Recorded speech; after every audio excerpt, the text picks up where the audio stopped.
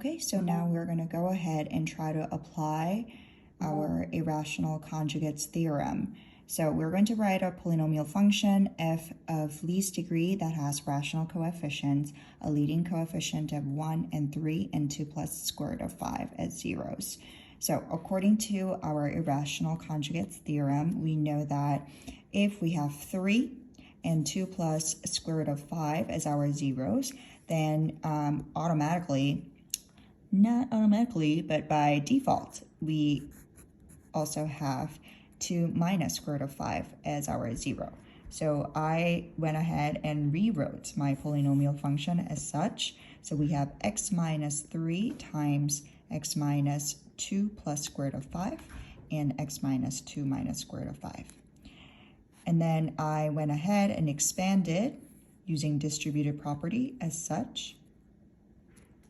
And then from then on, I knew that they shared x minus 2, correct? So I just went ahead and mushed them into a singular term by putting a parentheses around it. And then now we can see that it's x minus 3 over here and x minus 2 squared, correct? And then square root of 5 times x minus 2 minus square root of 5 times x minus 2. So this actually has a minus b, a plus b form, which would result in a square minus b squared, correct? So we know that x minus 2 squared and minus square root of 5 times square root of 5 would just give us 5, right? And then from then on, I went ahead and expanded. So we have x minus 3, this minus 5, and I expanded this further, and I went ahead and combined like terms, and this is a polynomial that I came up with.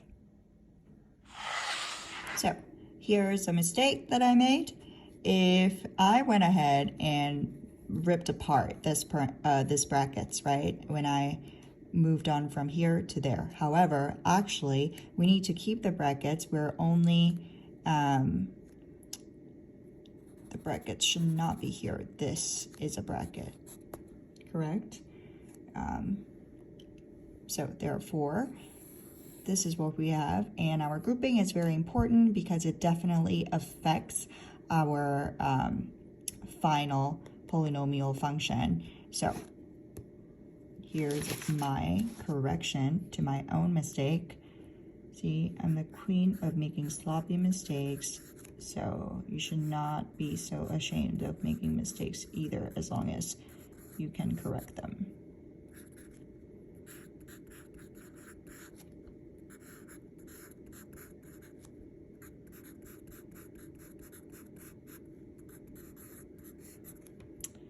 All right.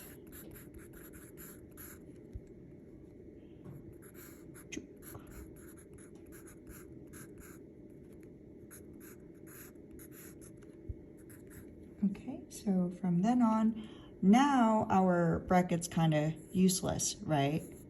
I mean, we have a parentheses that's doing the job that the bracket is doing, so we abandon it then. And then we expand it, and we get x cubed minus 4x squared minus x minus 3x squared plus 12x and plus 3. So our leading coefficient is 1. We have negative 7x squared. We have plus 11x and plus 3. Here is the correct polynomial function.